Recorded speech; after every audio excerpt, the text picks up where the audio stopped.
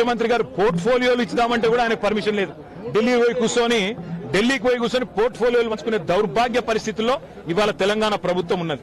అట్లాంటి చిల్లర ముఖ్యమంత్రి, చిల్లర ప్రభుత్వానికి ఇంతకంటే ఎక్కువ తెలివితేటలు ఉంటాయని నేను అనుకోను. కాళేశ్వరమే కాదు, ఇంకా ఎన్ని కుట్రలు చేసినా, ఎన్ని కేసులు పెట్టినా, ఎన్ని కథలు పడ్డా ముఖ్యమంత్రి గారికి నేను ఒకటే గుర్తిస్తా ఉన్నా, నీ 420 హామీలు, నీ 6 గ్యారంటీల నుంచి ప్రజల దృష్టి నువ్వు మరల్చాలని ప్రయత్నం చేసినా మల్ల నీయం ప్రజల తరపున అడుగుతూనే ఉంటాం. నువ్వెన్ని రకాలుగా వేధించినా నిన్ను వదిలిపెట్టం. నీ కాంగ్రెస్ పార్టీని బొందబెట్టేదాకా వెంటాడుతూనే ఉంటాం. కేసీఆర్ కమిషన్ ముందు పిలవాలి కాబట్టి పిలిచారనుకోవచ్చా?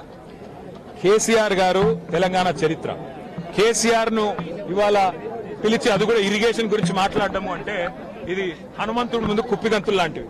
ఎందుకంటే కేసీఆర్ గారికి ఉన్నంత క్షుణ్ణమైన అవగాహన, వాగులు, వంకలు, నదులు, చెరువులు, వీటి గురించి, ఇరిగేషన్ రంగం గురించి కేసీఆర్ కు ఉన్నంత అవగాహన బహుశా భారతదేశంలోనే ఈరోజు సమకాలీన రాజకీయాల్లో ఏ రాజకీయ నాయకుడు కూడా ఉండదు. మరి అట్లాంటిది కేసీఆర్ గారిని పిలిచి లేదు అడుగుతామంటే హనుమంతుడి ముందు కుప్పిగంతులే అవుతుంది. ముమ్మాటికి నిజాలు అల్టిమేట్ గా తేల్తాయి. ధర్మము న్యాయమే గెలుస్తుంది. అల్టిమేట్ గా కేసీఆర్ గారి పేరు చరిత్రలో సువర్ణాక్షరాలతో తెలంగాణను సాధించిన నాయకుడిగా, తెలంగాణను సస్యశ్యామలం చేసిన నాయకుడిగా చరిత్రలో సువర్ణాక్షరాలతో లిఖించబడుతుంది. ఈ చిల్లర రాజకీయాలు పట్టించుకోకండి. 6 గ్యారంటీలు, 420 హామీల మీదనే మనం అందరం దృష్టి పెడదాం. ఖచ్చితంగా రేవంత్ రెడ్డిని, కాంగ్రెస్ పార్టీని తొందరలోనే ఈ చిల్లర రాజకీయాలు అన్ని ముగిసిన తర్వాత ప్రజాక్షేత్రంలో బట్టలిప్పి నించోబెట్టే విధంగా కార్యాచరణ ఉంటది. దానికి మీ మద్దతు పలకాలని రాష్ట్ర ప్రజలకు రేవంత్ రెడ్డి అనే ఒక చిల్లర నాయకుడు, ఒక చిల్లర వ్యక్తికి కేబినెట్ అంటే అర్థం కాదు, కేబినెట్ ఎట్లా పనిచేస్తుందో అర్థం కాదు. ఎందుకంటే ఆయన ఆలోచనలు వేరు, ఆయన ఎజెండా వేరు. ఆయనకు రాష్ట్ర ప్రయోజనాల కంటే, రైతుల ప్రయోజనాల కంటే రాజకీయ ప్రయోజనాలు, రాక్షస ఆనందము, పైశాచిక ఆనందం ఆయనకు ముఖ్యం. ఆయన చిల్లర పని చేసి బ్యాగులు మోసి జైల్లో పడ్డాడు కాబట్టి మా వాళ్ళని కూడా కొంతమంది జైల్లో పెట్టాలనేది ఆయన వికృతమైన ఆలోచన తప్ప ఇంకోటి కానే కాదు. నేను చెప్పేదల్లా ఒకటే, అబద్దం నిజం నిలకడ మీద తెలుస్తుంది. నిజం కడప దాటే లోపల అబద్దం అంగిలాగేసుకుని ఊరంతా తిరిగి వస్తుంది అన్నట్టు కొన్ని రోజులు కాళేశ్వరం అని, కొన్ని రోజులు ఫోన్ ట్యాపింగ్ అని, కొన్ని రోజులు ఫార్ములా ఈ అని ఏదైతే డ్రామాలు రేవంత్ రెడ్డి ఆడుతా ఉన్నాడో, ఆయన ప్రభుత్వం ఆడుతా ఉందో, ఇవన్నీ కూడా కేవలం ప్రజల దృష్టి మరల్చడానికి చేస్తున్న చిల్లర ప్రయత్నం. 420 హామీలు, 6 గ్యారంటీలు అమలు చేయలేని ముఖ్యమంత్రి, చివరికి మంత్రివర్గ విస్తరణ చేయలేని ముఖ్యమంత్రి, చివరికి మంత్రివర్గ విస్తరణ చేసిన పోర్ట్ఫోలియోలు కూడా కేటాయించుకోలేని ఒక అసమర్థ ఫెయిల్యూర్ చీఫ్ మినిస్టర్, ఆయన ఫెయిల్యూర్ ని కప్పిపుచ్చుకోవడానికి చిల్లర ప్రయత్నాలు చేస్తున్నాడు. అంతకంటే చేసేదేం లేదు.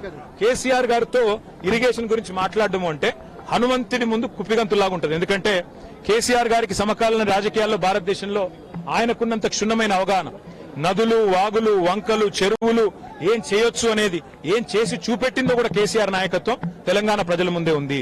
బ్రహ్మాండంగా తెలంగాణను 1,00,00,000 ఎకరాల మాగాణం చేసి వరిధాన్యం ఉత్పత్తిలో పంజాబ్ ను, హర్యానాను దాటిపోయి తెలంగాణ అనే కరువు పాలిత ప్రాంతాన్ని ఇవాళ భారతదేశంలో అగ్రభాగాన్ని నిలబెట్టినందుకు కేసీఆర్ గారికి నోటీసులు ఇస్తారా?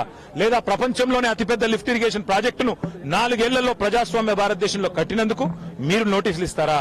దేనికి ఇస్తారు కేసీఆర్ కు నోటీసులు? అన్ని చర్చలు కూడా ఇవాళ కమిషన్ ముందు జరుగుతాయి. ఎన్ని ప్రశ్నలు అడిగినా వాటికి సమాధానాలు సమర్థవంతంగా మేము చెప్తాము.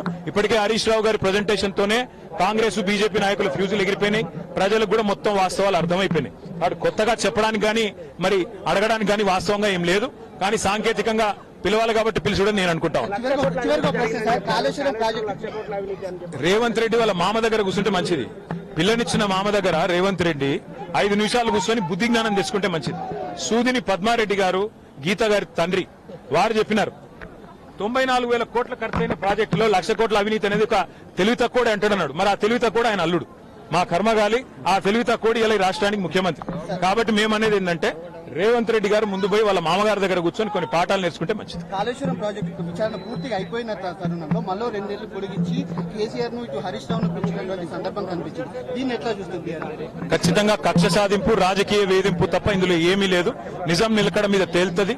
ముమ్మాటికి అల్టిమేట్ గా ప్రజాక్షేత్రంలో, న్యాయస్థానాల్లో ఎక్కడెక్కడైతే ఇవాళ ఈ విచారణను, ఈ వేధింపులను ప్రజలు గమనిస్తున్నారో, 1,00,00,000 ఎకరాల మాగాణం చేసి పంజాబ్ ను, హర్యానాను దాటే విధంగా తెలంగాణలో వ్యవసాయ ఉత్పత్తి పెంచిన కేసీఆర్ గారి మీద వేధింపుకు పాల్పడితే తప్పకుండా ప్రజాక్షేత్రంలో ప్రజలు బుద్ధి చెప్తారు. 1.5 కాలంగా ఒక ప్రాజెక్టు డిపిఆర్ గానీ, కనీసం శంకుస్థాపన గానీ, ఒక ఇటుక పెట్టి కట్టే దాఖలాలు లేవు.